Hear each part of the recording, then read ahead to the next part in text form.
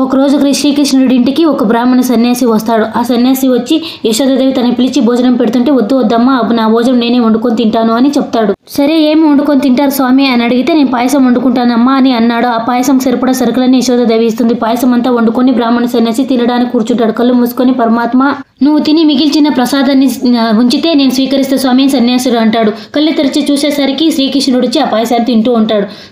కోపం వచ్చి అరిచి యశోదాదేవికి పిలిచి చూపిస్తాడు. యశోదాదేవి వచ్చి, స్వామి, చిన్నపిల్లడు చేసిన తప్పుని క్షమించండి, మీరు మళ్ళీ పాయసం వండుకోవడానికి నేను సరిపడా సరుకులు ఇస్తాను అని చెప్తుంది.